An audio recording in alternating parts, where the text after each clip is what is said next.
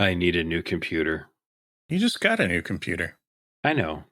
I don't ever not need a new computer. It's true. Build the next one. No, too much work. Start the game already!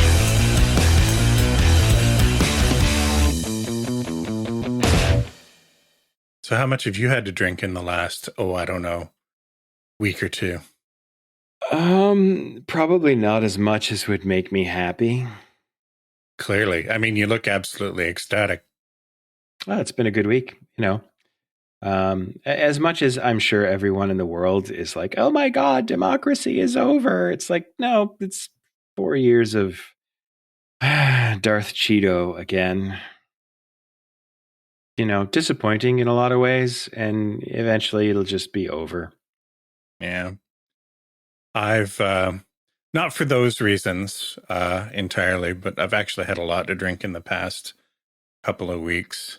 I hinted at it, I think, when we recorded last, and that cast episode isn't out yet, but my mom passed a couple weeks back, a little bit more now, and we've just had these functions going on since then.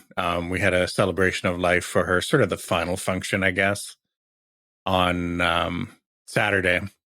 And it was a nice event. There must have been 200 people that kind of came in. Was hosted at the Golf and Country Club in Picton, where they ran the restaurant. But after they filtered in and then filtered out, we just kind of had the family there for a while.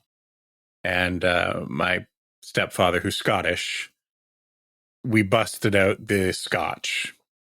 Mm-hmm. Decent scotch, not great scotch, Glenfiddich. Mm-hmm. And had quite a bit of it. Shots at the table, toasting my mom, seeing her off. And, it's been a while since I've done that, It hurts now, doesn't it?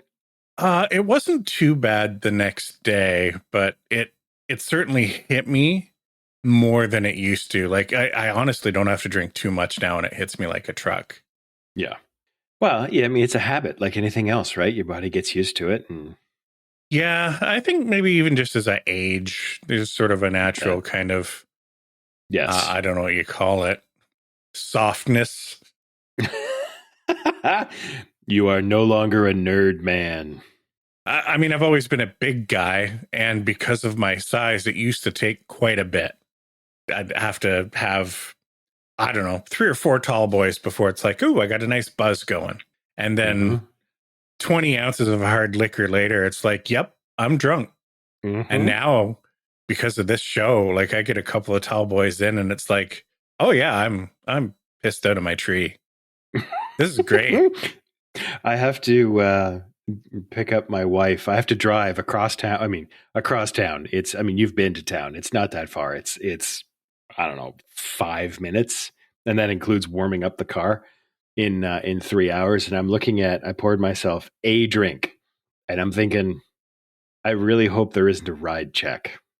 Not because I'll be over the legal limit, because I won't be, but because they'll ask if you had anything to drink, and I'll have to say, yes, I had a drink a few hours ago. And then it's, blow into the thing, and just the time, right? Next time we're together, ask my wife about her most recent experience going through a traffic stop turned breathalyzer test. Quite funny. I had an incident back when we were working at Stream, before they were a Selectron company. What was the bar across the road called? Used to be Pape's Steakhouse, and then it was something. It was one of the Wahoos for a while, wasn't it? Yes, it was the Wahoo too. Yeah, so I went. It's basically like an old railroad car that got converted into a bar and extended out. Yada yada yada. Seated maybe 50 people if you crowded in, right? So after work one night, I was working the night shift or the afternoon shift, so it wasn't quite last call, but it was close. I went and I had a beer, and I was there for probably 2.5 hours, playing pool, video games, just shooting the shit. And I came out and started driving down the road, and someone pulled up so close behind me that I literally couldn't see their headlights. And they were speeding. I'm like, oh shit, they're going to hit me, right? So I swerved. And then the flashing lights come on, and he pulls me over. And the reason that he gave for pulling me over was that I swerved and he thought I was drunk. I'm like, buddy, you do that to anyone, they're going to swerve. Right. Anyway, so, and it turned out that was, you remember the strike that the MTO went on around that time? So I had actually transferred, because it was my dad's car. It was the Honda Civic, and he had transferred the car to me, right? And I had done all the paperwork, but it had never gotten filed in the computer. So I had my plates from my old Mazda on the Honda, right? So he runs my plate, and he's like, "You're driving a stolen car," and I'm like, "What? I'm sorry, what?" This So is I'm what, sitting like in the back. 2001-ish, maybe? Yeah, 2002, 2003, because we were in the new building at that point. And, and I'm sitting in the back of a cruiser going like, what in the hell is going on?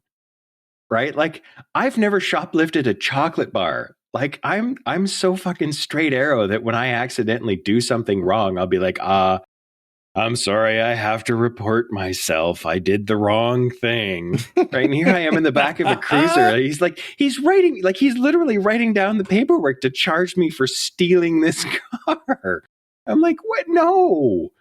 Anyway, I mean, it all worked out in the end. He's like, okay, so like, oh, how do you explain this? I'm like, I don't know. Like, it was my dad's car and this and that. And these are the plates from that car. And I'm describing like everywhere that everything came from. And he's like, okay, yeah, those plates are from that car that is in your name still. And I'm like, well, it shouldn't be because I junked that car. And he's like, oh, okay, so this happened during that time and they were on strike. Okay, well, you're going to have to go back to the MTO because they haven't filed the paperwork yet. I'm like, I thought I was going to jail. I can kind of picture you in the back of the cruiser. That's funny. Yeah. Like literally shitting yourself. Yeah, almost. Yeah. Well, and the funny thing too, right, is he pulled me over because I was drunk. So I blew 0.00. And he's like, all right, you're going to have to try that again. 0.00. I'm like, dude, I had one beer like 3 hours ago. That's kind of like Tanya's experience, and I'm going to have to spoil it a little bit because it was sort of a similar situation. She was pulling off of the 401 in Trenton to take her friend home, would be Glen Miller Road. And it was like dark, trying to figure out what lane they needed to be in. They were going to be turning off basically just south of the highway. And she switched lanes kind of, I'll say aggressively, so that she wasn't in the wrong lane as they were going through an intersection. And I guess the cop lit her up and she was feeling it. You know how Tanya is sometimes, where she's just in a funny, good mood. Mm-hmm.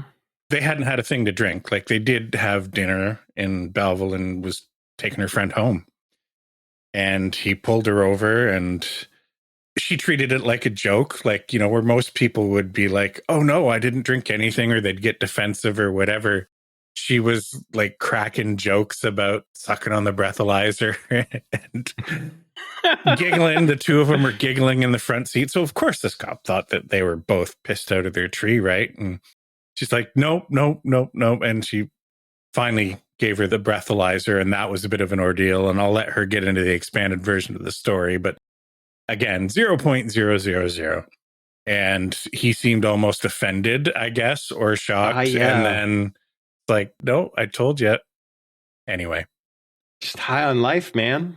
Well, and, you know, in their case, I mean, this is a couple of women having a good time, right? And I guess he was probably a little bit hot, the cop, which just added to the situation. So they were sort of playing it up. Well, no, my wife was playing it up. Her friend was in the passenger side, just like, shut up, Tanya, you're going to get us in trouble. Shut up, Tanya. Anyway. I mean, if I did what she did, I would be in jail probably still. Oh, most likely. Yeah. Yeah. You'd still have baton marks on your face. Yeah. So that was probably the longest pre-kick credit sequence we've ever done. Yeah. So what are you drinking? You said you had one drink in front of you. I have one drink in front of me. It's also a meal. So I have made myself something that's martini-esque. It's gin and tonic with some olives in it. Can tell your wife isn't home if that's your meal. I did actually have dinner beforehand. She left me leftovers. My wife is awesome. Well, I've got two things on the go, and I'm not sure which I want to do first. The first one is a Goodbye Gravity by Imperial City. It's a cream ale with Madagascar vanilla. It has a little Ooh. caricature on the front of Canadian National Treasure Chris Hadfield, Oh, Commander Chris Hadfield. Yeah, I don't know. That looks absolutely tasty. The other one, which I hinted at last week, is Chalky Walkie Chocolate Milkshake Stout Strong Beer. I would go for the Commander Chris Hadfield Goodbye Gravity first. That's worth it just for the can. Yeah. I mean, this one's amazing too. Like, it's just got this little Wookiee looking dude. I assume it's supposed to be a Sasquatch or something, but from Cameron's Brewing in Oakville. And the other one, Goodbye Gravity, is Sarnia, I believe, is where the brewery is. Shout out Canadian craft beer industry, man. They're killing it. All right. Goodbye Gravity it is. So I have a confession to make. Uh-oh. I've been lazy the past, no. I don't know, couple months, really. I've had shit on the go. So we've made a joke in the past about preparing these show docs and how, like, basically I would do it and you would show up. And we've gone in, like, recent memory 180 degrees in the opposite direction, where you fill out a bunch of notes and now I've kind of come in and refine them a little bit, massage them, maybe add my piece. I don't see the problem. I like it. Maybe you feel a little bit different about it. But without actually saying it, you had the interesting idea of having a podcast episode about podcasts. Your topic was a little bit more specific, and I suppose I should explain that while I'm talking about my wife glowingly. She's a passionate woman, and she has great ideas, and, like, when she has an idea, it's a banger. It is. Mm-hmm. We're talking like 2 a.m. Her sleep schedule's a little bit out of whack, just the work situation changing, some of her health stuff that she's had going on. She's sleeping a little bit more during the day, which has her awake at night, which has created an interesting dynamic between the two of us, because as I'm coming to bed after work, after doing dinner and stuff like that, like, I'm rolling in, it's 11 o'clock, midnight. I was like, okay, I got to get up in the morning. And I can't remember if this was the night that I had to get up at like 5 a.m. Maybe not, but it's like 2 a.m. And she's like, I just had this amazing idea and we need to talk about it right now. She's been getting chatty like at 1 or 2 a.m, which is great. This is great. It's funny. But her idea was, I'm going to start a podcast and I need to start it with Telson. After we recorded last time, gave you the heads ups, like, just so you know, my wife has the wheels turning and she might come to you about it. Never telling you as if it's like a bad thing, right? Mm-hmm. But her basic idea was, like, she had a whole thing. This is what the podcast is going to be called. And this is why Telson needs to be part of it, because he'd be sort of this perfect foil for me, blah, blah, blah, blah, blah. So first of all, before we get into what we wanted to talk about, I guarantee you if she were to start a podcast, it would, like, instantly be way more popular than ours. Yes. Deservedly so. It's the kind of thing that I've been suggesting to her that she should do for a long time. I mean, she has all the skills, she has the right attitude for it, but even more, like, primal than that, she has the voice for it. Mm-hmm. We've talked about it when we were doing our Battle of the Nerds thing. Yeah, where I brought in the ringer to record my little noir thing, but she's got that voice. What? Now, hang on a second. Now, let's not put too fine a point on it. You cheated. What I would say is I took advantage of the resources that were available to me in a way that was not clearly defined by the rules of engagement. Oh, absolutely. You absolutely obeyed the letter of the law, but you violated the spirit of the law violently and with egregious action. Yeah, whatever. You violated the letter of the law. You were way too long. So there, we're even. Anyway. The point is my wife has one of those voices where it's somewhere between, like, warm and inviting, and like hot and sexy at the same time, you know, where she could basically be reading you the phone book and you're like, should I be turned on right now? She has a good voice for radio, for sure. Yeah. So really her doing any podcast, the reality is being a woman with a hot voice and then, of course, being naturally funny and intelligent and stuff, like there's no way in hell she wouldn't just immediately exceed any expectations that we have for where our own show would go. And I wouldn't be jealous. Like that'd be amazing. So this probably will happen at some point. So I ran it by you, said, this is what she's thinking, just so you know she's probably going to bring it up. Just to give you a chance to think about it. And, you know, if you're interested or not, doesn't matter to me, but you could be diplomatic in your answer or whatever. And you, because of that, started thinking about like podcast guests and stuff like that who would be good guests on her show. I assume thinking that, you know what, like you're all in on the idea, but you're probably not in on, or you think it needs to have a, you know, like interchanging guests for whatever her concept was, which is good. Yeah, I'm like, my thinking is that like, I'd love to do it, but I think that very much, like it would very quickly become, I'm not enough of a guest. Yeah. So taking that sort of very specific discussion point and just backing up a little bit, I mean, I want to talk about like, you know, who would be good guests on a podcast in general, who we think would be good guests on our own podcast if we were to have guests. Some of this is just, you know, pie in the sky dream kind of situation, right? Like idolization of people. Some of it is like, oh no, that would actually be entertaining and good. Yeah, here's the thing. It's been what, 2 weeks since we recorded? Did we record last week? I think so. We've got one in the hopper that I haven't finished editing yet. Whether that was last week or the week before. Or it might have been a week and a half. I think it was about a week and a half ago. The podcast about podcasts thing, like I don't remember exactly where that came from. But like looking at the words on the show doc, I'm like, yeah, that like, because do you remember Web Snark? Vaguely. Yeah. So there was basically, he was a guy who did critique of web comics, right? So he would basically round up the web comics and go, here's why this one is good. And it was almost like a literary critique of web comics, which is something that the genre kind of needed at the outset, right? You needed somebody to sort of vet things for you, because there was thousands of them and about 99% of them were absolute garbage. And 1% of them were, you know, diamonds. And most of those are still going.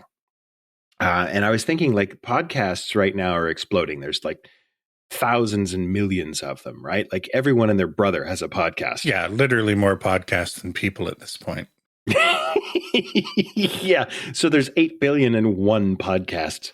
Hey, wait till like this is the one space that AI hasn't truly taken over yet. So give it another week and a half and there will literally be more podcasts than people. Well, yeah. And they'll just be podcasting to each other. It's AI podcasts for AI people. But I was thinking that it makes sense to kind of have here's a sort of in-depth analysis of this podcast and what it's about and who the people are and why it's significant or insignificant or why you shouldn't listen to it. I don't know. It's probably more work than it's worth. So if somebody else wants to take that and run, like go for it, because I'm never going to do it. Okay, so you are a podcast critiquer.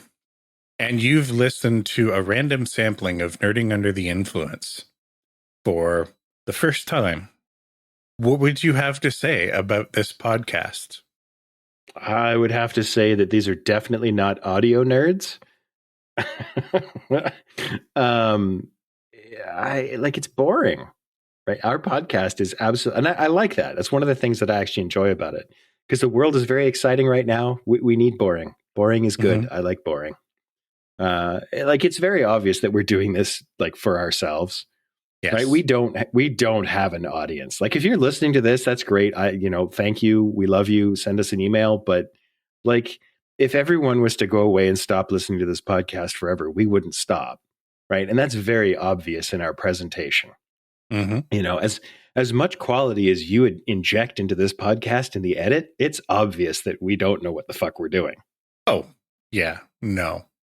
So I mean, like it would almost be like I might listen to the first. You know what? Here's the thing. I'll go back to Rich's comment after having a conversation with him where I asked him like, "Hey, can you subscribe to the YouTube channel? Because it'll really help us sort of get the ball rolling." It's like, yeah, I'll give you a subscribe and maybe I'll listen to. Holy fuck, these things are 2.5 hours long. Right. And I think that that's probably the very first thing that anyone new to our podcast it's like, this is 2.5 hours of literally nothing. Like this is Seinfeld, the podcast, only without the jokes. It's about nothing. Well, I don't know whether I should feel offended or proud that we can record, 2.5 hours of something about nothing semi-consistently. Here we are, episode 48. Mm-hmm. And we've added absolutely nothing of value. No. Oh, God, no. This is not a value-added podcast. This is 100% overhead. This is the noise upon which the signal of the internet rides. Well, podcasts are weird too, right? Like yes. The definition of what is a podcast has changed and is so varied from, where it started. The idea that this was kind of a semi-independent alternative to things like radio and talk TV and stuff like that. For people like you and I mean, we kind of fit into what would have been the original podcast, right? Back in the day. Yeah. And now that the medium has taken off, I mean, the people from what would be traditional media have, I don't want to say invaded the space because, that would be taking a sort of a defensive position. And I don't feel that way about it, but they've moved into the space, recognizing its potential, I mean, there's a lot of benefits to it too, right? Production costs, stuff like that, the cost of distribution versus actually running something on the radio. In some cases, they're just reusing content that had been recorded for other media and stuff too. I get it. We live in a world where so many people want to consume things at their own pace, in their own schedule. It totally makes sense.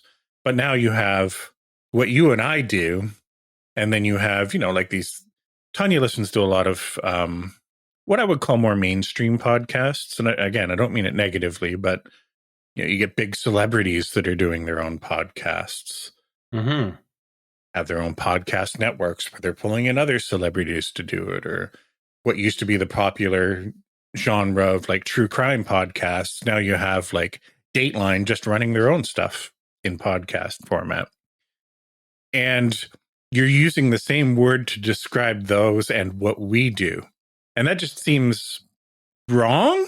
I don't know if we need another word now, but I don't think so. I think what you're going to find is that what we're doing will eventually just die. I don't think so. What? Hang on. I have a sort of an analogy to throw out there. Do you remember cable access TV? Mm-hmm. Does it still exist? It doesn't. Right. And the thing that's kind of what we're doing is it. And I've seen it happen on YouTube as well. Like what YouTube, I remember when YouTube was, what was it? Like a 60-second limit? YouTube used to be TikTok, basically, only without the viewership. Yeah. I mean, you could upload, I think initially 10 or 15 minutes or something like that, but there was time limits, It was very short. I remember like the original was very short until Google bought them, and then it became much more. But it used to be like, especially if you go back and look at, like, if you try and find the oldest videos on YouTube, you'll find that the quality of everything was just awful because it was like camcorder shit, right? Sure. It was lower production quality than cable access TV. It was just, hey, I filmed this in my backyard. Sure. Here you go. Look at it, right? Like, hey, I made a film of my dog. And you look at what's coming out on YouTube now, and it's basically like TV production quality, and the budgets are in the millions of dollars.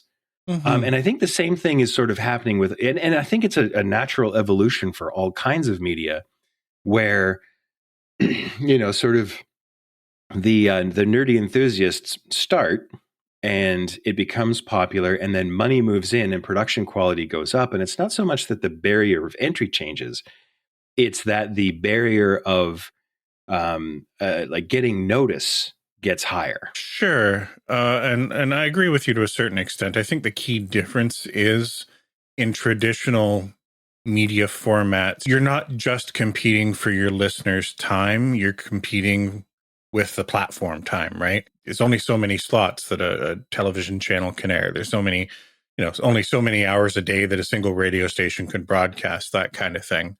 So while you do see, like with YouTube, these big channels blow up and the production values go up, and now you've got YouTube channels that have teams of 20, 30, 100 people producing content for their stuff, the small people still can find their niche. It's more difficult. There's certainly no arguing that. And as algorithmic discovery has sort of become the big thing, it's harder and harder to do that. But people can find a small audience, a niche audience in a lot of cases, and hold on and retain that audience and not have to compete directly with the big guys in the same way you used to have to. Like there's only so many hours a day a person can listen to podcasts. Yes, that's the limit. Right, but it's a medium where I think part of the reason people originally started listening to podcasts is because they didn't want mainstream. They wanted something that was a little bit different. And I don't think that those people, like their tastes haven't changed so much that they're now just embracing what used to be on TV or what used to be on the radio.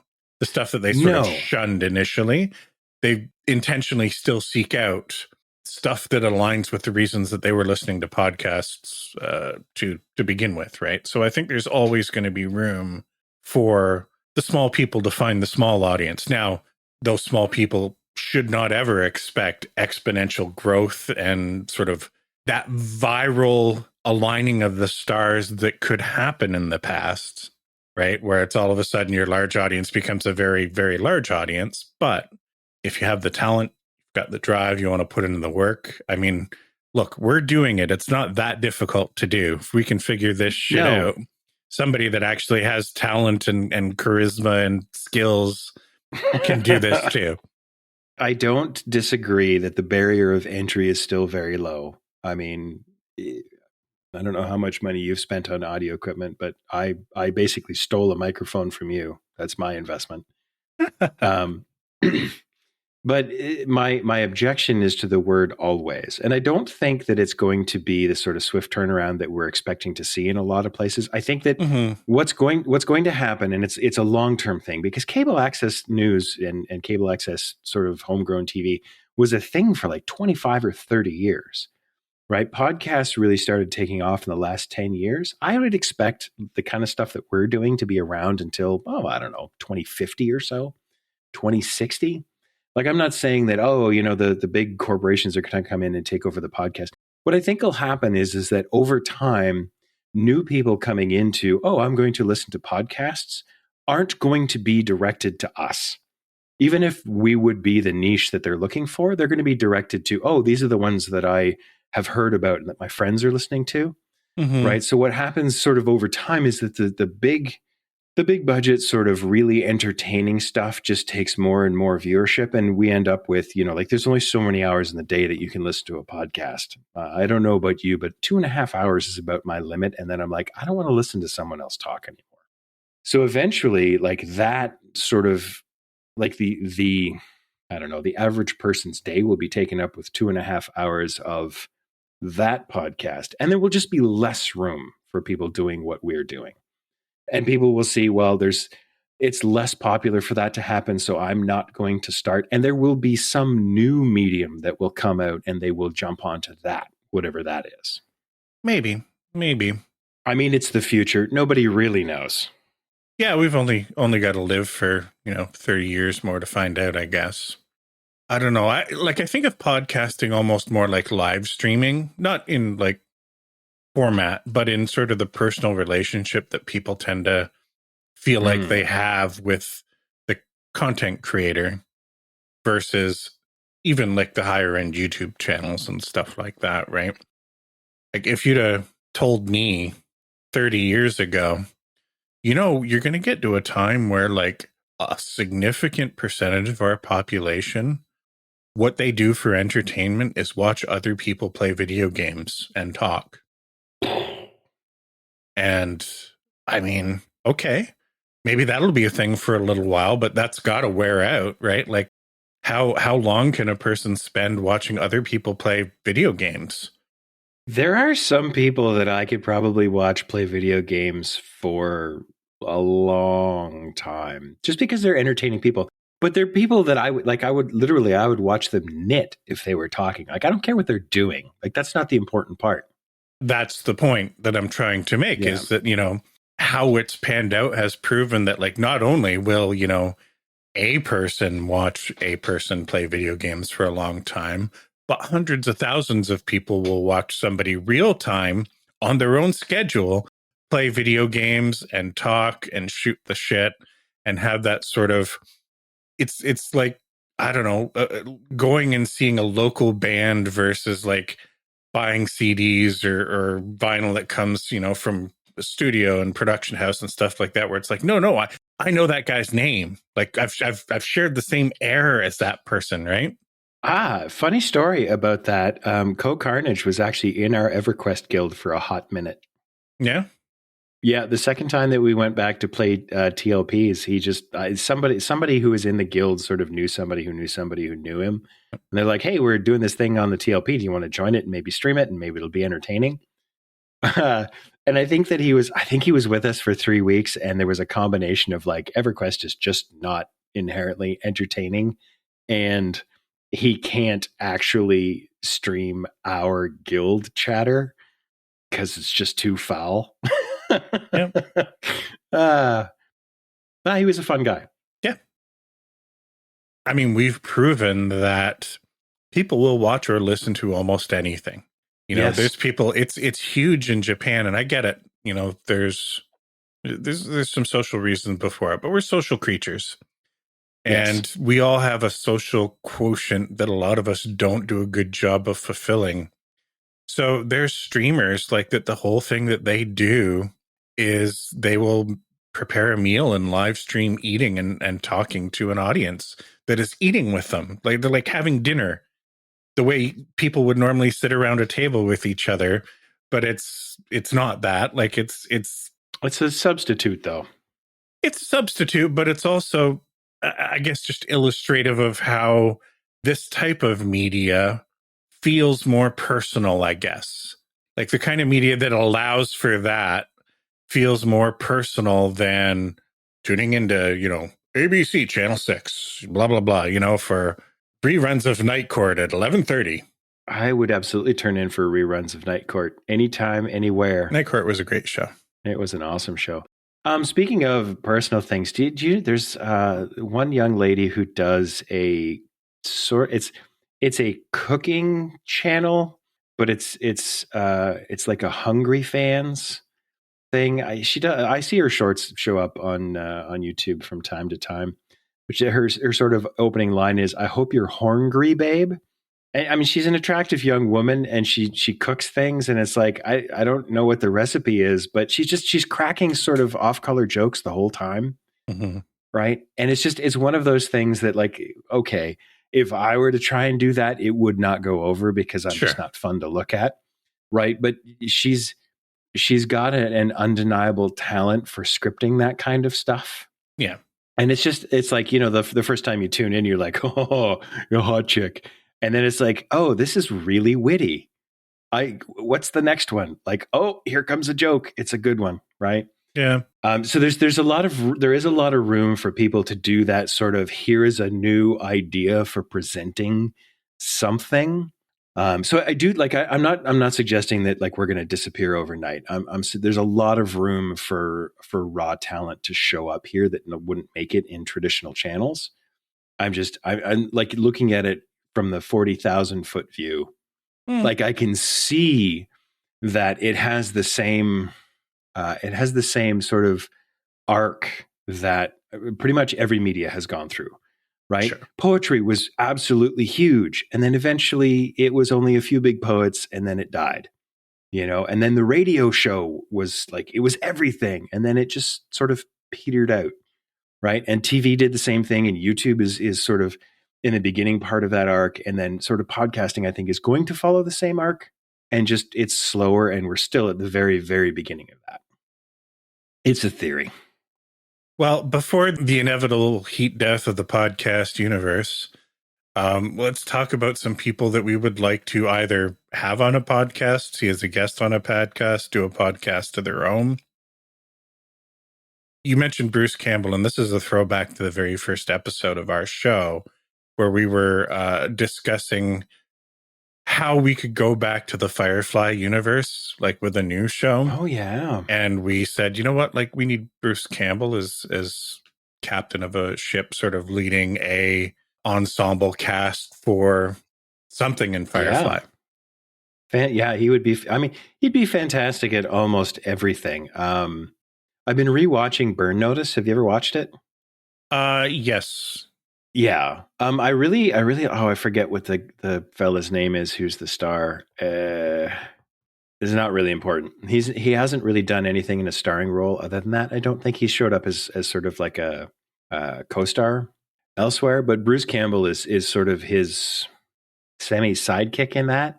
And he's just, he plays an ex-Navy SEAL, right? And you can tell that his knees don't work anymore, right? And he's got a bad back, and he's destroyed his body from his young acting career. Because I think he was probably in his late 40s or maybe even 50s when he started that show.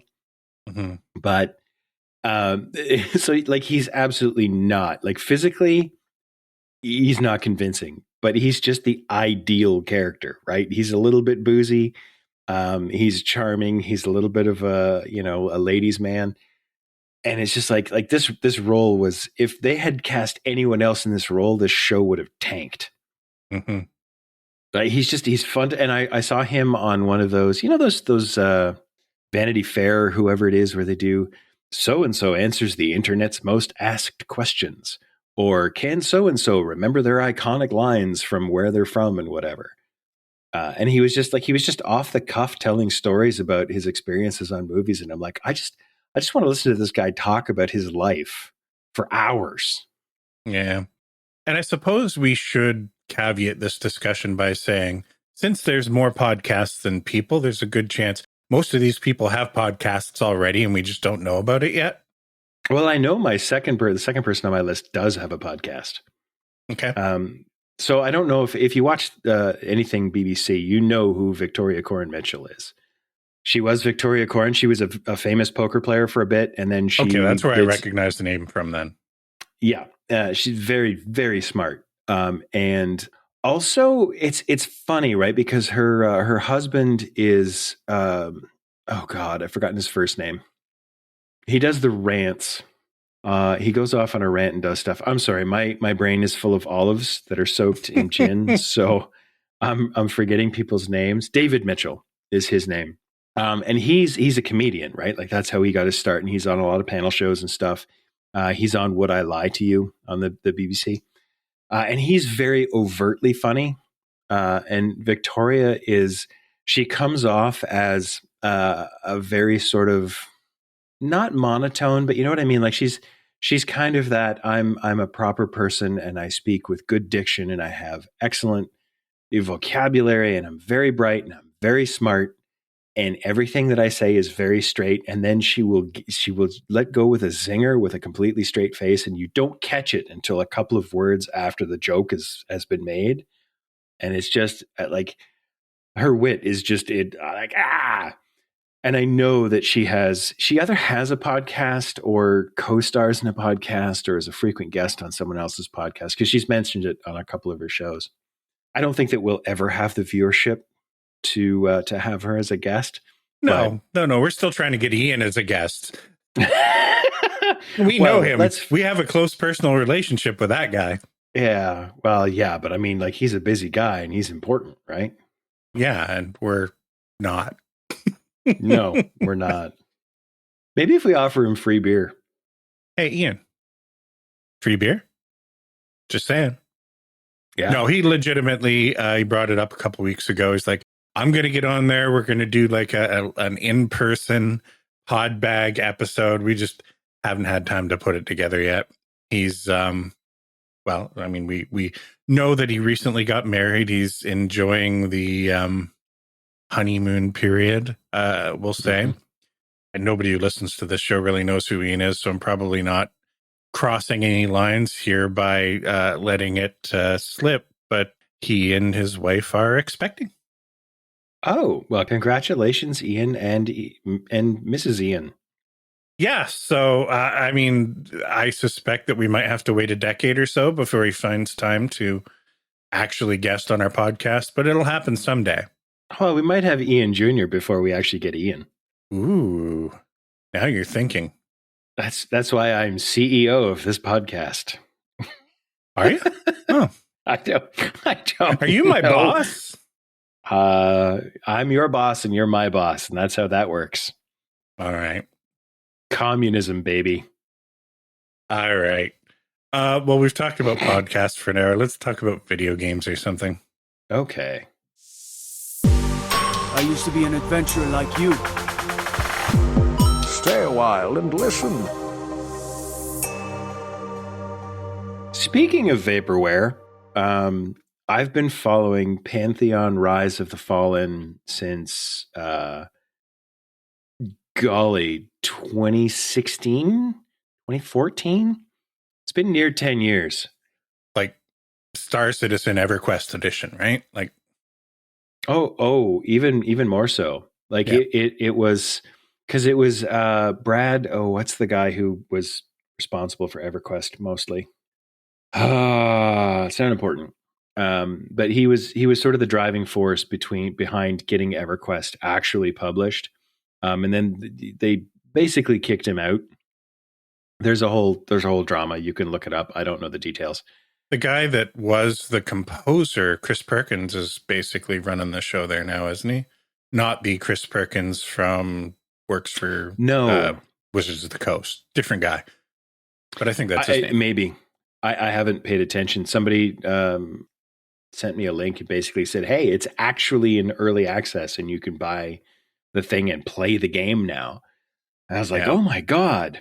And it's surprisingly good for early access in an MMO. There's lots of stuff that doesn't work. The graphics aren't 100% in. The balance is not there. They just, before opening up early access, revamped all of the graphics. Did you see what they were like beforehand? No, I didn't. I saw something because Co-Carnage did something like 5 or 6 years ago, and it looks pretty good. And I was like, okay, this is fine. This looks acceptable. And it's not bad. Like they've gone for sort of a little bit more stylized thing.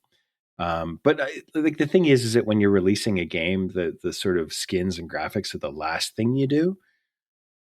So, or almost the last thing you do. So I'm not really worried about it. It doesn't look bad. Like I don't want to give because the environments are pretty good.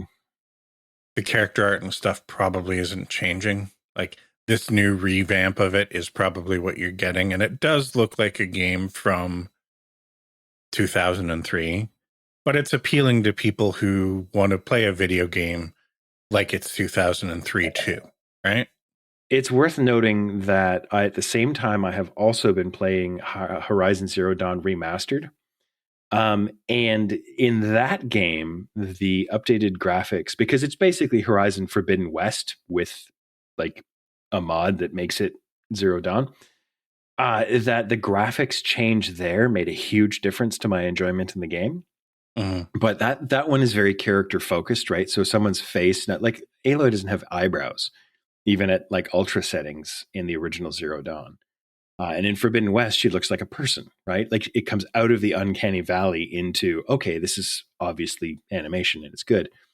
But you don't need that kind of graphics for something like an MMO. You just don't. No. And I, as a guy who enjoys WoW, even in its sort of original form, it was hard to go backwards from that to trying to jump into EverQuest again, like even, post EQ99 stuff. When I dabbled with it there for a little while, if it's like, oh, this is painful. Looking at Pantheon, it represents a lot of the things that I don't like in MMOs. I'm willing to maybe give it a look at some point here. I have questions. Well, ask. No. I mean, there's some things that'll just sort of need to be proven out. I'm not informed, like how difficulty works. I don't like, because it's not instanced, right? My understanding is that they were talking about doing maybe some phasing type stuff, but it's not instanced for things like dungeon raid type stuff. And there isn't limitations on group size and stuff when it comes to that. One of the things that I don't like is MMOs where the difficulty problem is solved by bring more people. That isn't sort of a challenge check for me. It's not a challenge thing that I'm overly interested in. So I'm interested to see how in this game that plays out. Part of my problem is that, I just don't like playing with people anymore. Maybe MMOs are just something that I should give up on. You kinda. I mean, that's the whole point of it's an right in MMO the is you name. play with other people. Yeah. Yeah. Now, having said that, I'm currently level 7 on my 7th alt. And up to level 7, soloing is perfectly fine. You're not doing a whole lot. You're killing rats, right? Up to level 7. But there's like, it scratches the itch for me of EQ, and it really reminds me of sort of a high poly count early WoW. Yeah. Part of the thing that might be interesting about it, again, it's like one of those games, and there's been a few where there's no map, right? This is back before you had quest indicators or add-ons that gave you quest indicators that just pointed you where to go. You got a loose description about, hey, I need something from these trees or something like that. And you had to go find those trees. Even if it was a simple fetch quest, it wasn't like, hey, I need XYZ and it's right over there. Yeah. It's very much an ask your friends kind of thing. Now, there is an offline map that someone has made that has, sort of, and that's going to happen.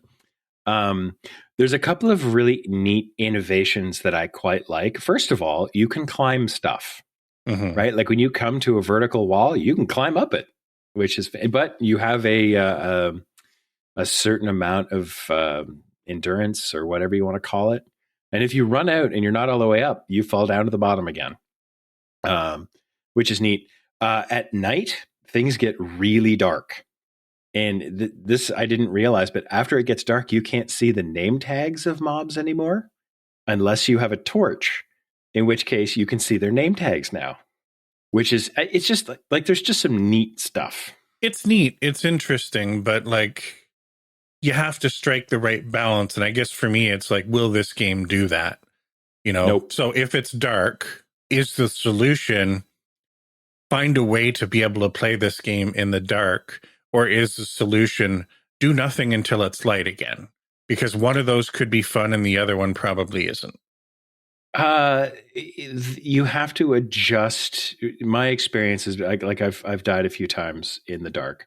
My experience is that you have to adjust the difficulty of the mobs you are going to target down in the dark.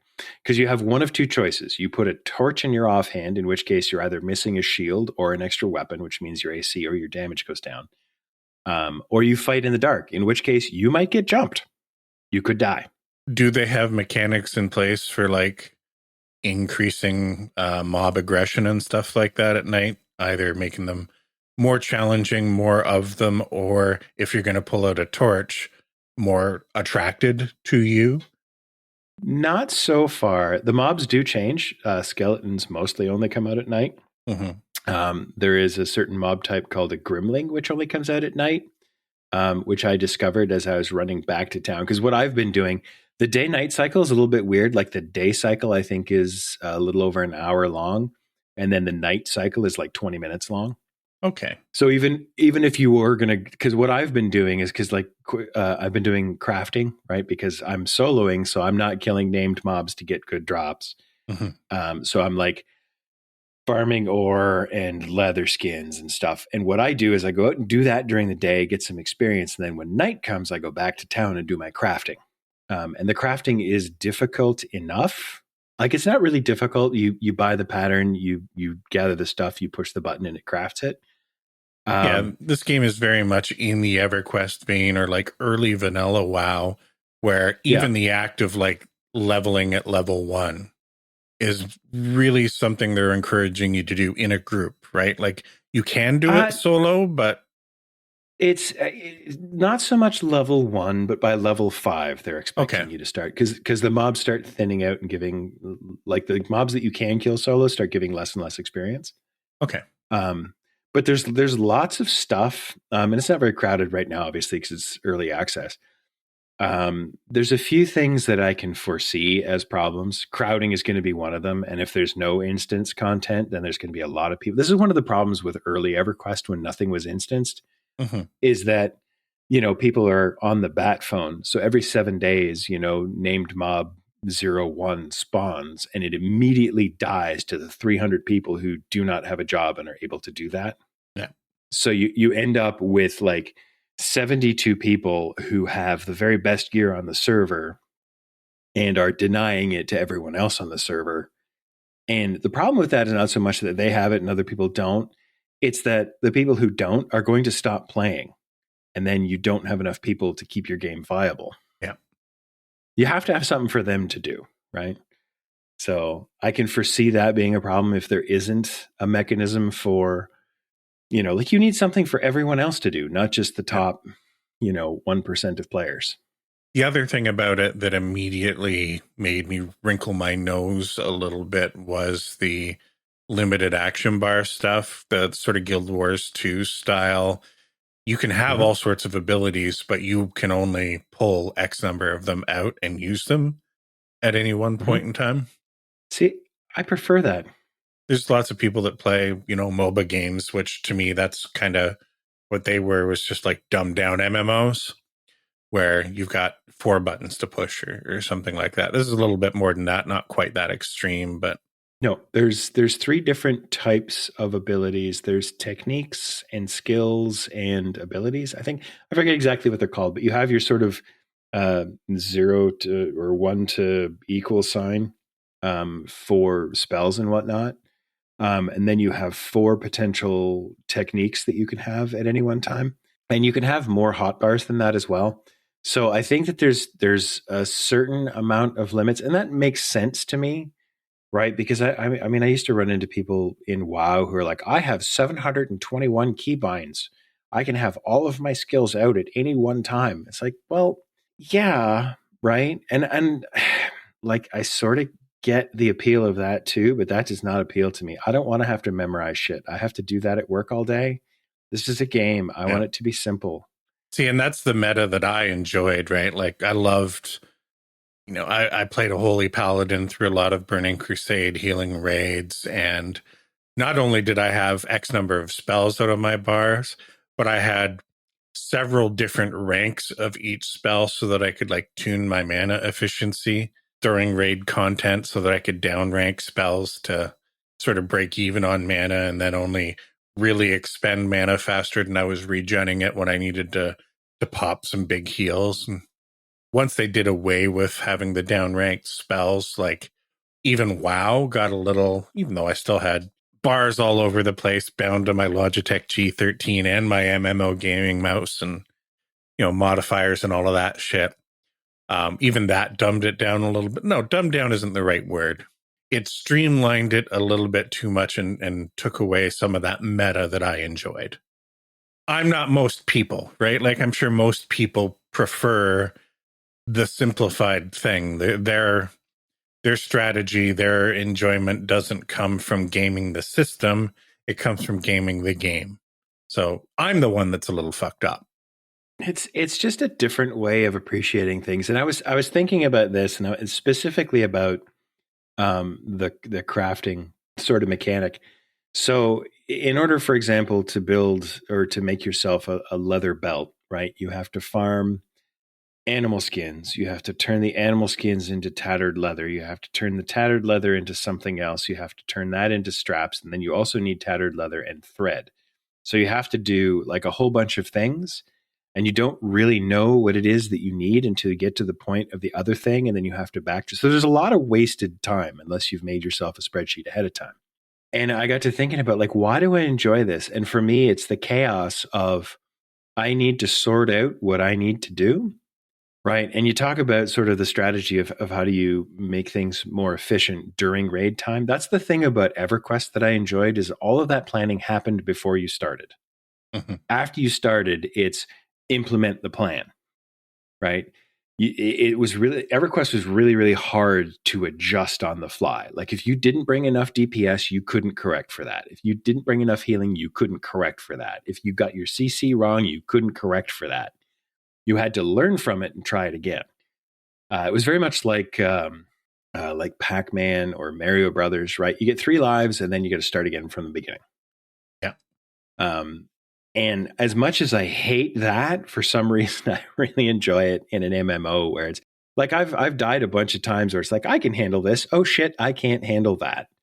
And it's like, all right, well, now I got to. The one thing I don't enjoy about Pantheon, and I think that they've struck a reasonable balance, is the corpse retrieval thing, right? When you die, you lose a little bit of experience. You have to go back and get your stuff, but you don't lose anything that's equipped. So you still have your weapons, you still have your armor. You drop all of your bags and all of the stuff that was in them and all of your money. Okay. And then you got to go back and get it. And if you want your experience back, you got to find somebody to resurrect you. Which in a group setting is usually fine, right? Like you'll usually have somebody in the group. But so far I haven't done any grouping, so I can't comment on that.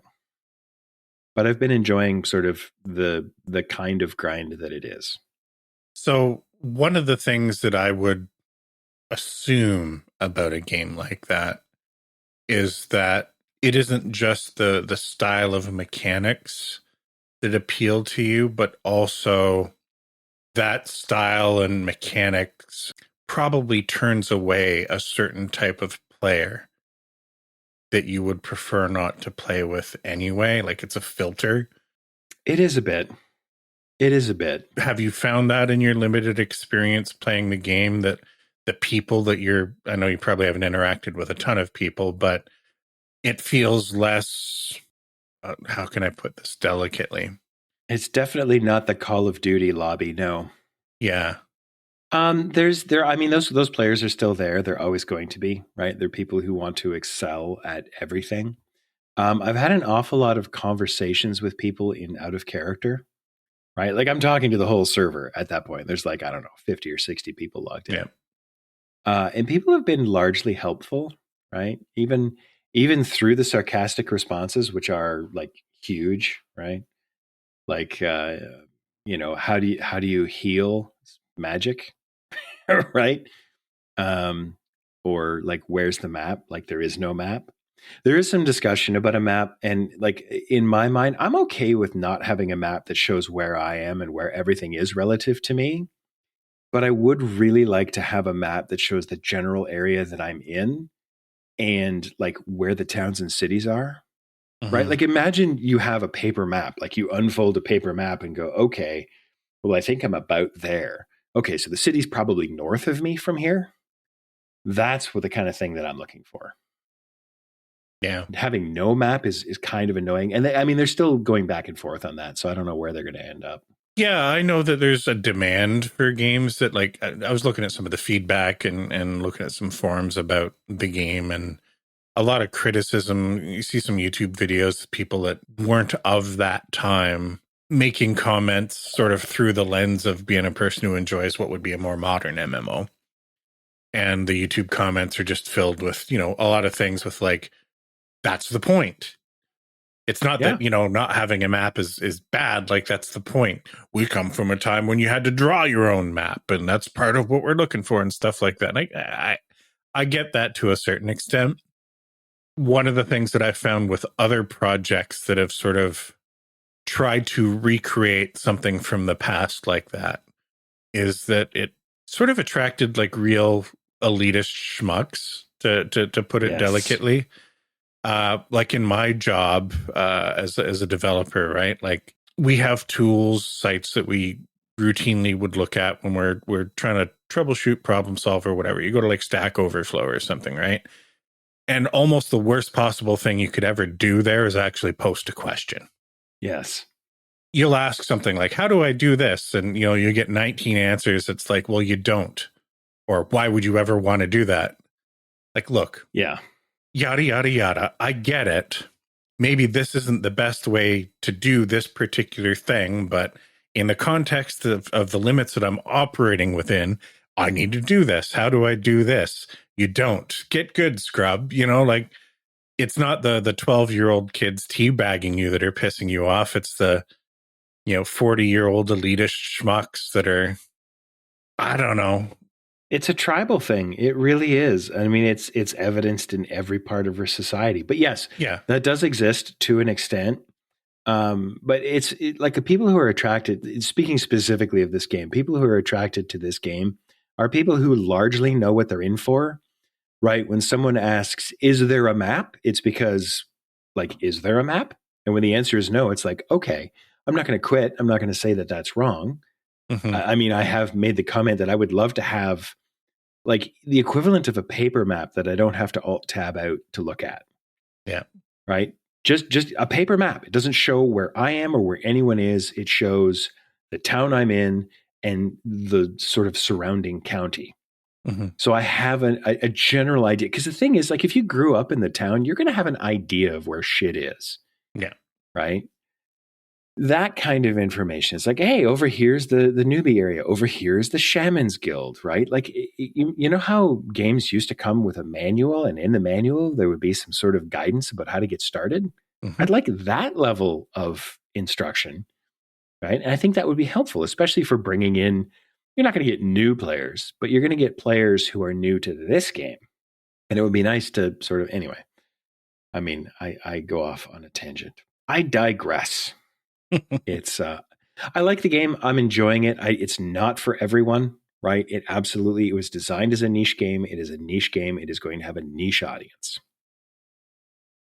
Well, I haven't had a ton of time for games the past couple of weeks. Some of it's for obvious reasons. I've been doing a little bit more Satisfactory. I think my playthrough is at like 130, 135 hours now. And I'm at the point where if I want to continue playing, it's like, get ready to set aside another 200 hours. And that's not a negative thing. I'm just questioning whether I'm ready for that right now. Mm-hmm. You know, as you progress through tiers, like, I've talked it before, like it's not just a game of building factories, but it's a game of building factories, tearing them down, building better factories, tearing those down, building better factories as you progress through different technology tiers. And I've unlocked what would be the final tier. So this is content that didn't exist in early access. And there's this sort of balance to be struck between, like, I could build small factories and just leave the game logged in for 3 weeks, 4 weeks, and maybe manufacture enough to get through, basically finish the game, right?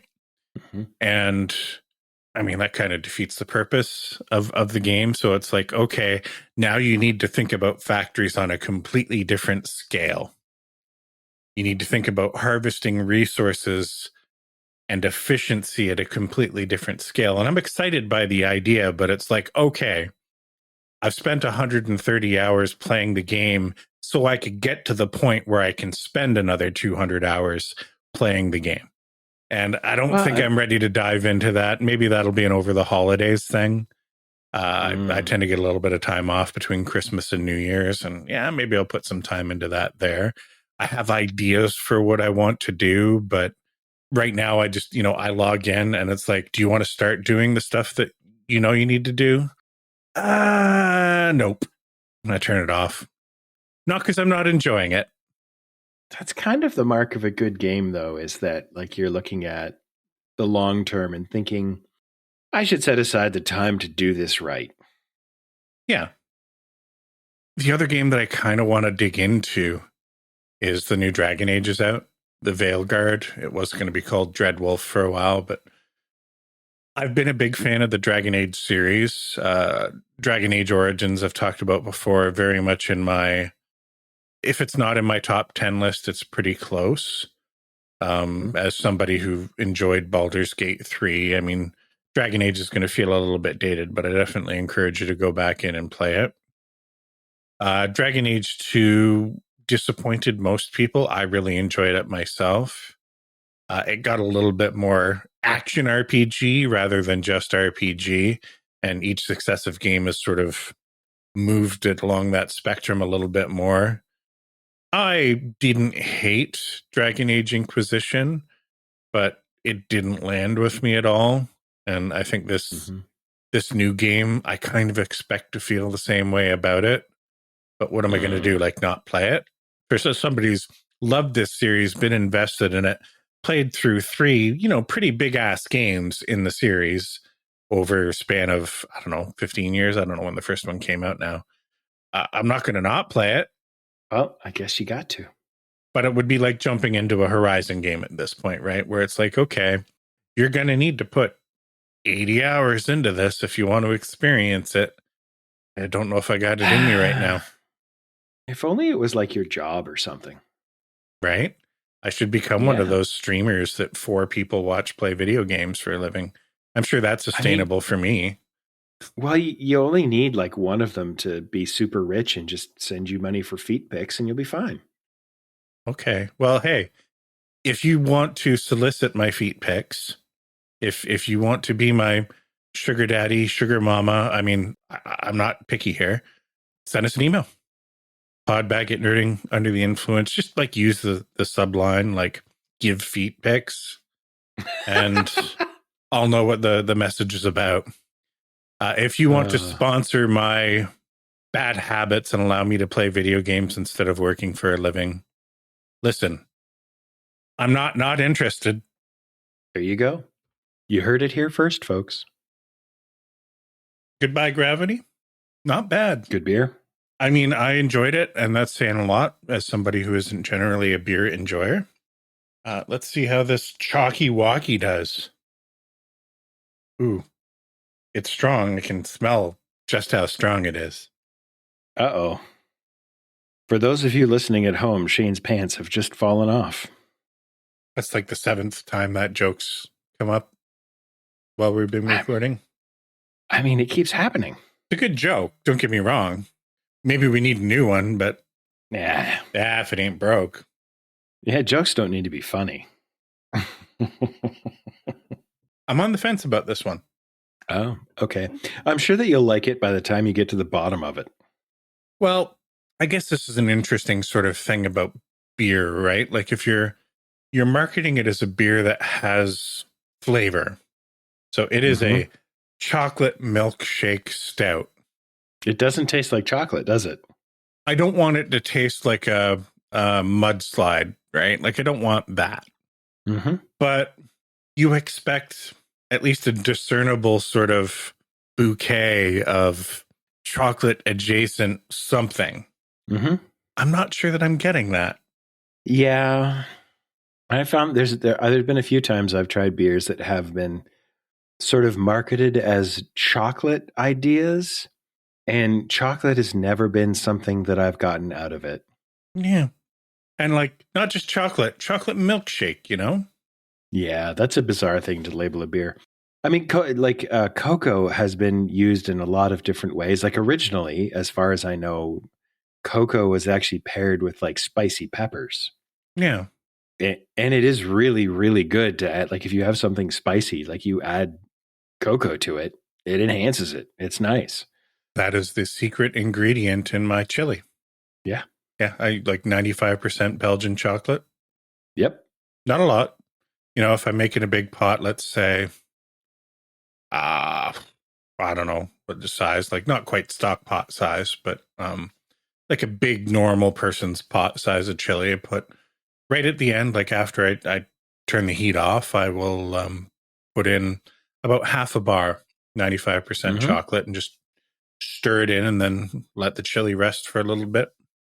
You don't want to put the chocolate in because it'll almost taste like it's burning if you put it in while you're actively cooking it. But if you just, as soon as you turn the heat off, mix it in, gives it a creaminess almost. Yep. And that's missing from this beer. Yeah. Chocolate and beer, not necessarily a good pairing. I mean, eat some Milk Duds and drink a Coors. Hey, do you want to talk about books? Let's talk about books. A book? That's right.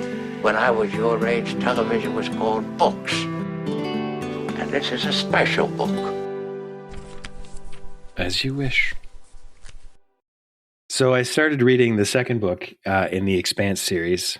And the style, it's funny because I started watching the TV show a bit ago. I think I got, 5 minutes in or so before I had to stop and do something else. And I recognized the opening of this book as the opening of that series. So I'm not sure how much of the first book made it into the series, but the style of the two books is very different. Like I mentioned when I talked about the first one, that it reminded me a lot of like Ray Bradbury and Robert Heinlein. And Yeah, now you'd just gotten into it, so you really haven't spoken much about the first one. So maybe oh, have I reiterate not? some of that. Yeah.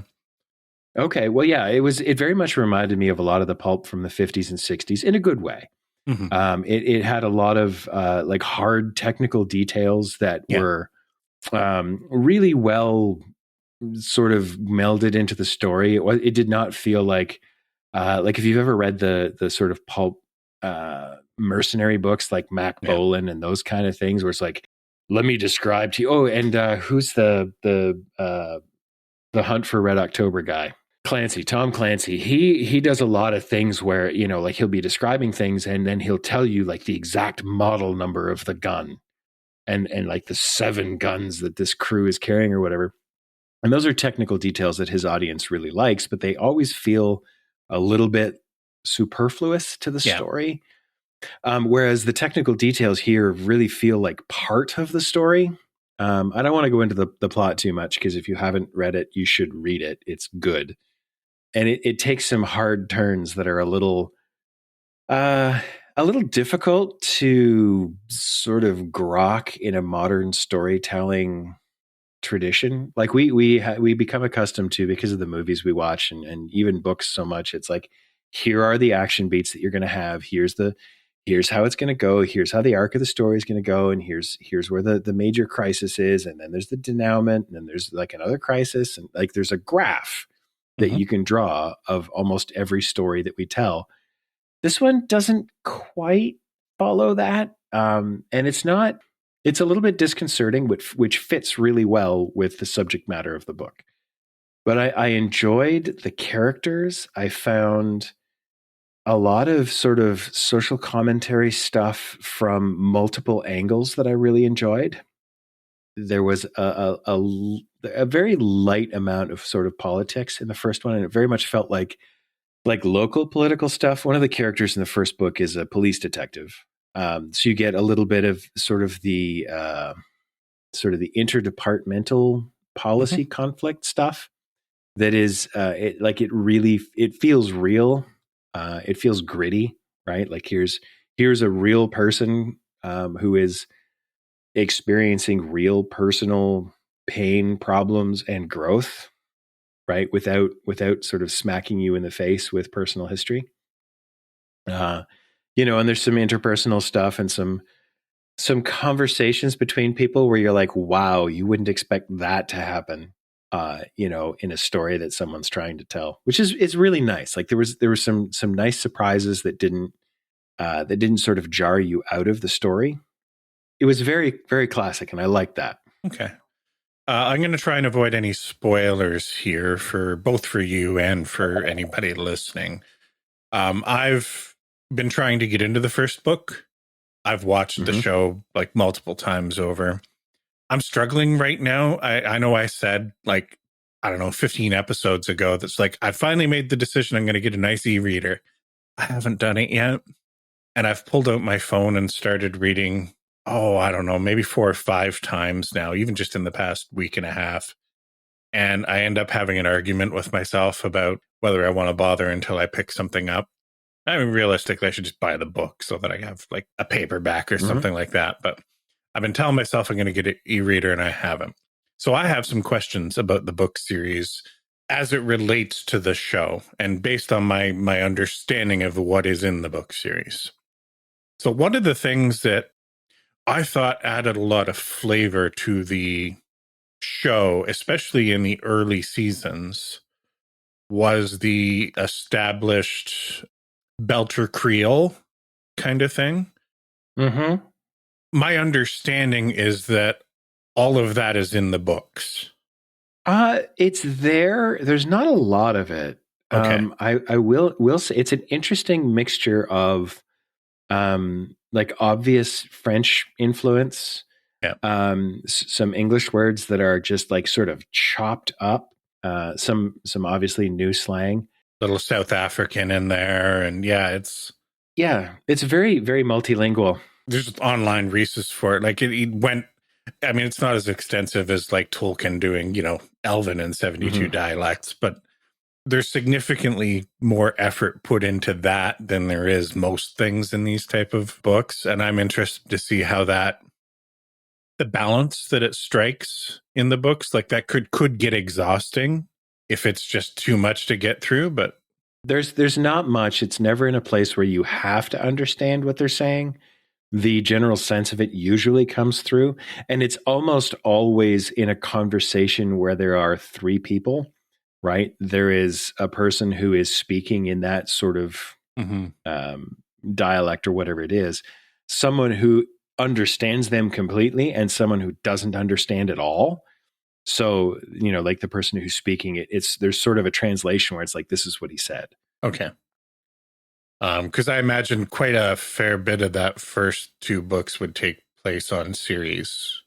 It's all over the place. The first one is almost feels to me like a prequel, right? It was the first one, but it feels very much like, okay, we're setting things up to happen. It's almost the kind of book that you would think, like, as someone who wants to write my own stories, it's the kind of thing I would write just for me. Right? It would end up being just a set of point form notes that says, this is stuff that happens that I'm never going to describe to anybody, but I know it happened, and it's going to inform stuff that happens later. Okay.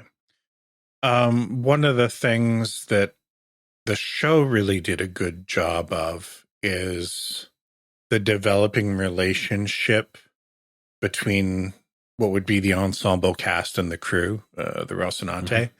Unlike something like Firefly, where episode 1, they're established, they've got chemistry, they've got relationships with each other, and there's just that sort of instant, I don't know, zhuzh, I don't know what you want to call it, that like the cast and crew of Firefly or Serenity had. They do a good job, at least in the TV series, of really making you feel like these are a bunch of people that circumstances threw together. And over the lifespan of the series, partway through it, they kind of became a family. It depends, because in the first book, they actually take possession of the ship, right? Yeah. You find it where they get it. There's only 3 of them, or sorry, there's 4 of them, and then there's 3 of them, and then there's 4 of them. So there's only actually 3 people who start off in the second book. There's Captain Holden. There's Naomi, I think her name is. Nagata, who is his like, and Amos. Okay, Amos. And that's, there was another guy, Miller, but he's no longer in the picture. Is there not the pilot character in the books? Oh yes, sorry, you're right. There is one more. Yeah, I can't remember his name either. But yes, you're right, because there's Holden the captain. There's Naomi, who's his sort of communications weapons person. There's Amos is the mechanic, and then there's the pilot guy. So yes, you're right. There are 4 of them. Okay. Yeah. I was forgetting. He doesn't play a lot of part in the dialogue of stuff, right? He's just sort of there. Okay. It'll be interesting to see how that develops, because in the show, like, he early on, while the crew were still strangers and kind of becoming family, he was very much a glue character. It got awkward towards the end of the series, because as an actor, he was kind of wrapped up in some of the Me Too stuff that was happening, and they ended up basically removing him from the show for the last season, which isn't something that would have happened in the books. They wrote him out, and it wasn't great how they did it the best way they could, I guess. But I guess it makes sense that you don't get much out of him for the first book. Maybe you'll probably get more out of him for the rest. I've only started the second book. I can say that there's an obvious sort of development of the technical skills of authoring a book between the first book and the second book. Okay. And the style has changed as well. There's still the same sort of technical details, but the first one reminded me a great deal of like 1950s and 60s sort of pulp fiction, science fiction. But the second book, and I'm like 3 or 4 chapters in, I think, is very much a modern style of book, right? It's not enough of a change to make you go, oh well, these are completely different. It's just enough of a change to go, yeah, Oh, this guy's good at this now.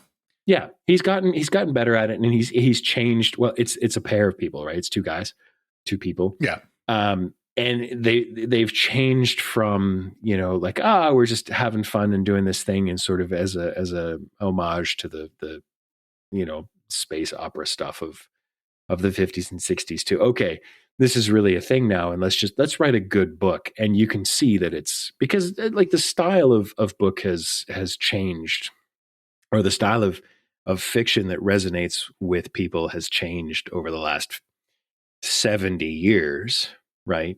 And this is very much just, we're writing a good book because this is what good books are now. Now, one of the things that appealed to me about the series, and I'm sure this is going to be, I mean, it's a fact that it's, part of the books. Getting back to the realism angle, is that I haven't read or watched a lot of sci-fi that is sort of near future stuff, right? Mm-hmm. Where, like, you get your Star Trek and your Star Wars, and like that's all abstracted so much from today that it's not just about technobabble. It's just about, like, the idea, Gene Roddenberry's utopia, right? Like, here's a bunch of people that are functioning and they never have conflict with each other and blah, blah, blah, blah, blah. As much as I love that about, like, TNG especially, there's a lot of suspension of disbelief that has to happen for you to kind of separate that from, this is the way the world is today. How could we ever get there? Where this show, even more so than Firefly, like, Firefly did this fairly well as well, but we didn't get enough of it to really connect that world with our own. We got just little hints, but this was like a plausible, this could be us in a little while. All that's required in order to do technically what they're doing in the book is find a way to use a nuclear reactor to create propulsion. Mm-hmm. Right. And we're not far off from that. Listen, it isn't an optimistic future for us that it's portraying. You can sort of disconnect the story and plot a little bit from our world and just sort of consume it for what it is. But the backdrop for it is very much a humans doing what they always do kind of thing. It's not going to spoil it a lot, but, there's colonial overtones. Corporations still suck. Conflict in this case between Earth and Mars, and quasi subjugation and exploitation of other people's, in this case, the Belters. And Earth has basically been fucked at this point. Climate change is sort of, and I don't know how much of it they touch on in the early books, but climate change is sort of gone where we're all saying it's going to go. There's a good portion of North America, which you get into, which is literally underwater. The political machinations and power struggles and all of that shit underpins the entire story. How have you found that? Like, do you find that distracting? Do you find that interesting? Because it isn't an escape book, right? Like, it's not something that I want to shut my brain off and forget about how shitty things are. Let me go read the Expanse books. I'm just starting to get into some of the actual political, like the direct political stuff now. Up until now, it's been kind of a backdrop where it was, like, in the first book, especially, it was very much just described as, like, Earth and Mars are kind of in cahoots, keeping the belt, like, subjugated, colonized, right? There was a line actually that I was reading it in bed last night, and I stopped. I basically poked Cindy and said, "Listen, I have to read you this." So a war has broken out. No spoilers there. It's coming from, like, the second page of the first book, and they're the crew of the how do you pronounce it? Rocinante? Rocinante, yeah. Or Rocinante. So they're on a different ship and they're flying relief supplies to, I think it's Ganymede, one of the moons of Saturn anyway. And they're parked in orbit for like, I don't know, 16 hours or something while they're watching ships take off from the moon's surface. And so they're talking, it's like the captain calls down to the tower, like landing clearance or whatever. And he's like, what's going on? Like, we've been waiting here for 16 hours. Like, what's happening? I'm really sorry, blah, blah, blah, blockade, such and such. We got to check everybody and stuff and whatever. So we've had to launch supply ships for the last 16 hours.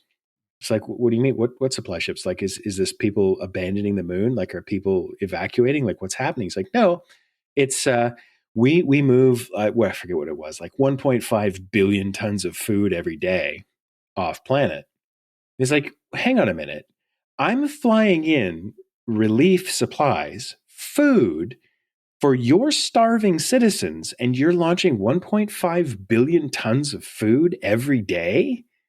Well, yeah, all of this food is owned by the corporations on Earth, and for every hour that they're grounded, they're losing millions of dollars. So, like, that food's got to go off. And I'm like, holy fuck! Like, this is just a little too real for my tastes. Like, it's literally like, this is this is stuff that literally happens. Like, you've got people who are working in factories packaging food who are starving because they're not paid enough. And that's exactly what's happening still, like several hundred years in the future. Lasai. So early impressions then, book 1, book 2, yay. People should read it. Yeah, absolutely. I would say, especially for someone just getting into it, the first few chapters of the first book are going to feel a little bit like a slog. And then it picks up from there. And book 2 picks up from page 1. Also, I will say this, you can start on book 2 and there will be some references that you don't understand the full import of. I think you can just pick it up from there. So I imagine they played with the timeline a little bit in this show. Where does book 1 end? Like, don't need to be major spoilers. A ship crashes into Venus. That's the end of book 1. Okay. And the opening of book 2, it starts in a kindergarten, which I think is like the very first scene of the first episode of the show. Is the young girl getting taken out of school? No, that happens later season. Maybe I don't know. Maybe it's a little bit circular, but so interesting. You say a ship crashes into Venus. I very intentionally was being vague about that. Okay. It's a ship-like thing that Okay. crashes into Venus. Okay. So that lines up fairly well with the first season. So I know roughly where you are then. Yeah.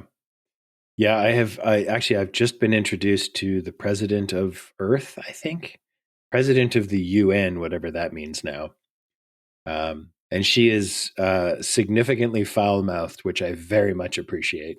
Yeah. See, they did a really good job of pulling her into the first season of the show, Avasarala. She's like the best character throughout the whole bloody thing. They got the perfect person to play her too. It's worth watching the show for her alone. I know her as one of the voiced characters from Mass Effect. As an actress, she played an admiral in one of the newer Star Trek movies, the J.J. Abrams ones. She's been in other things, but like Avasarala is her defining character, and she's just fucking amazing. Well, I'm a little more interested to watch the show now that I've started reading the books, because the story intrigues me. The characters are like, I identify with all of them for one reason or another. Mm-hmm. Right? It's like, yeah, that was the right thing to do, but it was also the wrong thing to do. I completely understand why you did it. I would also have done it. and then someone hates you for doing that, and I understand why they hate you for doing that, I would also hate you for doing that. One of the things that I really enjoyed about the show, and I'm sure this plays out in the book, is that the characters are more like D&D characters than they are your typical sort of movie or TV show characters, and that you're given an opportunity to explore all of the baggage and bullshit and sort of gray moral ground that all of these characters have. Of the main characters, there isn't a single one that doesn't get some of that. You know, like in a show like Star Trek or in a movie like Star Wars, like, oh, you get, Han Solo's a rogue, and look at Geordie LaForge. He has that one episode where he's got a holodeck girlfriend, but that's about all you get. And in this show, it's very, very much more. They're fleshed out. They're fleshed out, but they're fleshed out in not even a real way. Like they're almost cartoonish in the amount of baggage that they have, but it's so integral to like what happens with the characters and the decisions they make and the bonds that they eventually form with each other. That it's not your average sci-fi in that regard. They're diametrically opposite to cardboard cutout stereotypical characters. One of the things that is often commented on when you watch Red Letter Media and they're doing their review, or Mike and Jay talk about, they'll say something like, this character is, this is frat guy character, right? And this is blonde girl character, right? Where there's one thing about them, and that is their whole character. They have one dimension. Yep. And these people are exactly the opposite of that, where it's like there's just like they have everything, right? There's one of every tragic thing. Like every single one of them would win on the X Factor, because they all have the right kind of tragic backstory. Yeah.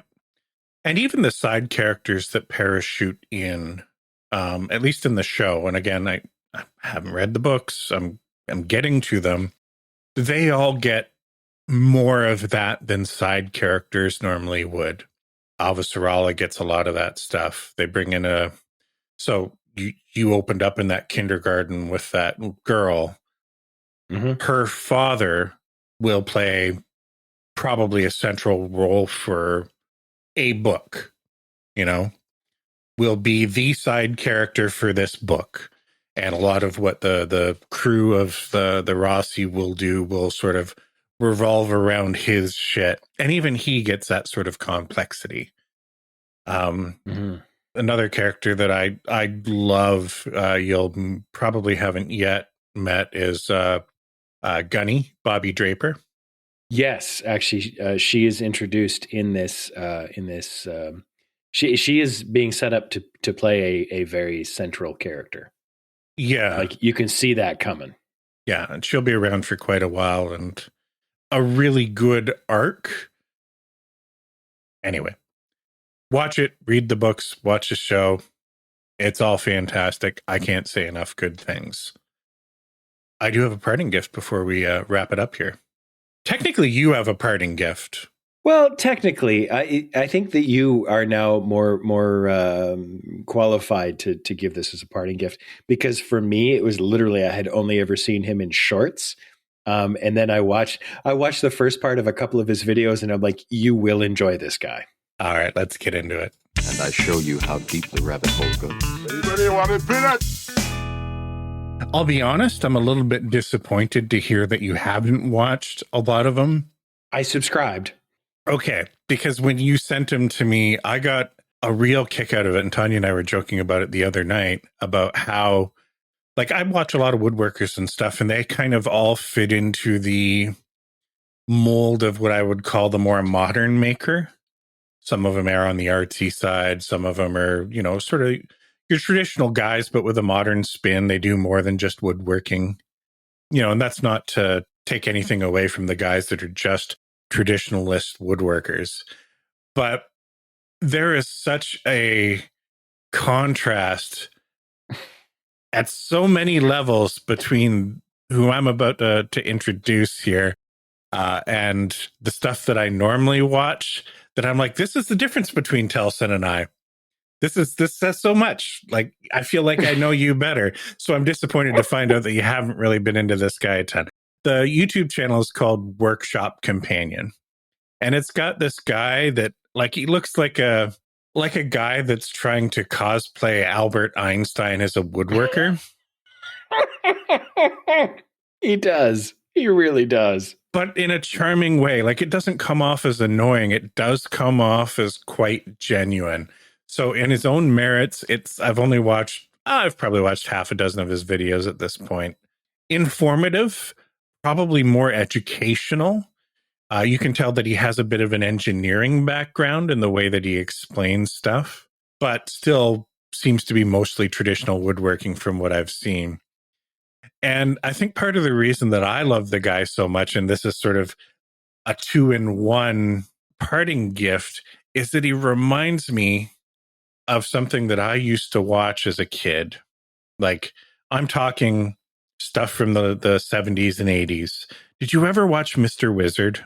I did. I loved Mr. Wizard. He was great. He was. He had a show, I think, going back to like the 50s and 60s that was in black and white.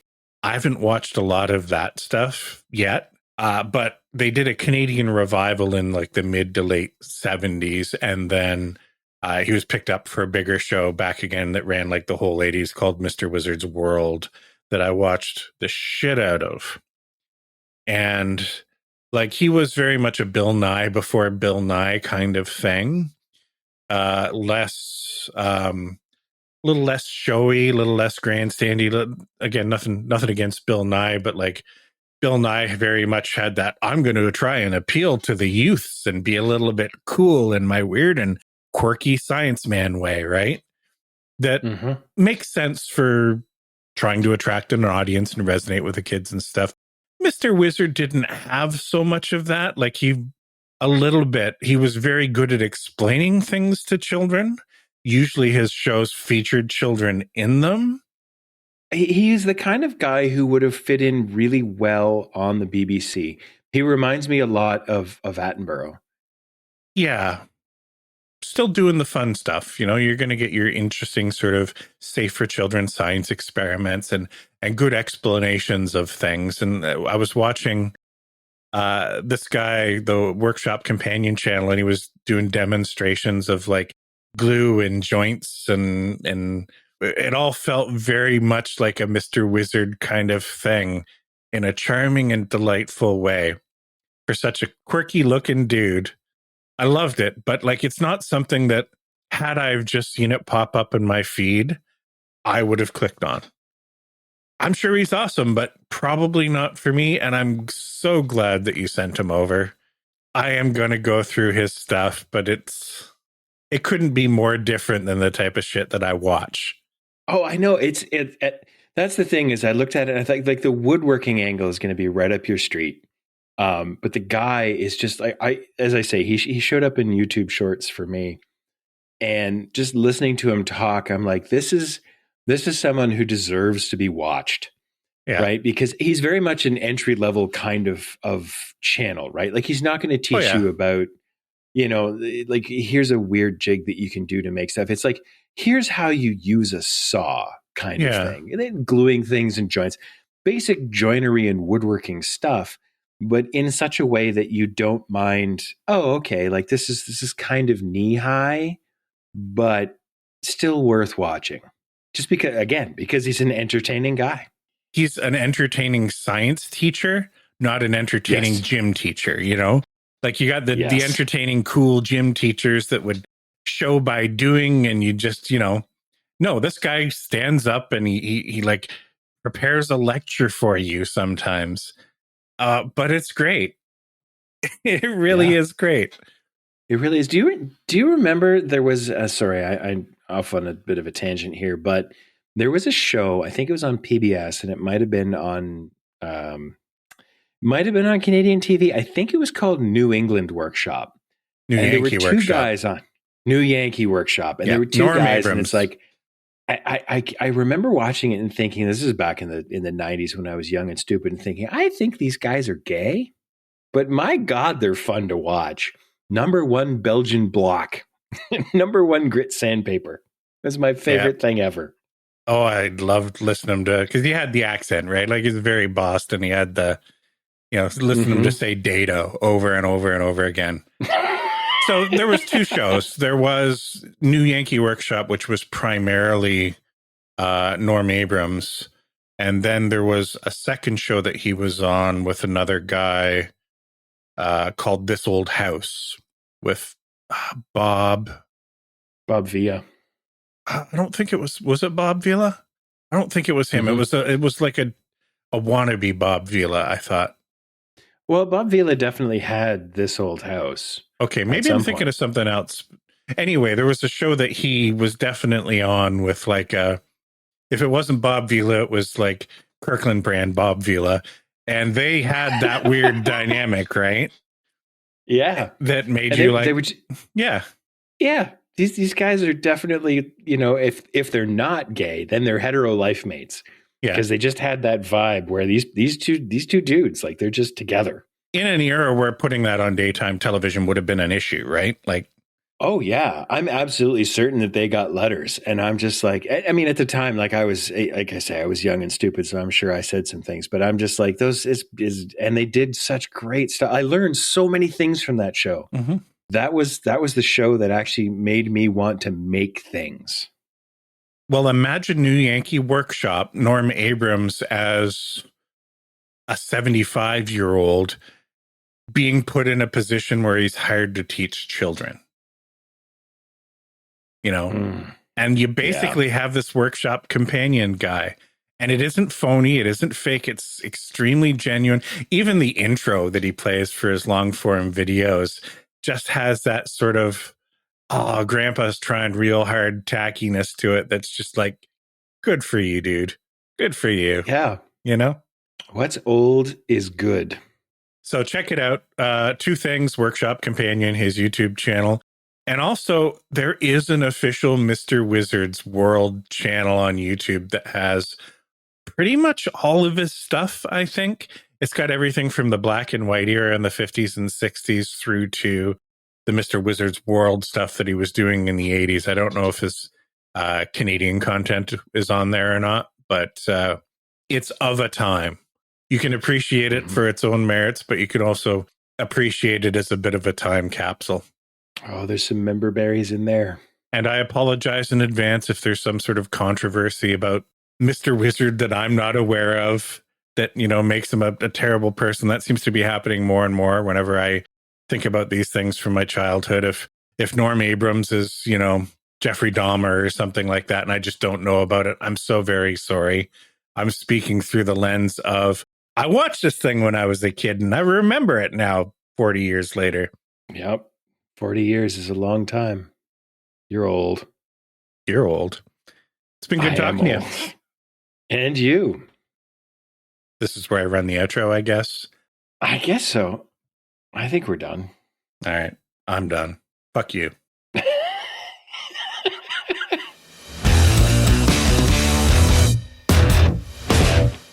Well, I know you got somewhere to be, right? I do actually, yeah. I have to be chief tote and bottle guy, pick up and carry stuff. My wife does pottery, so I carry pottery as a hobby.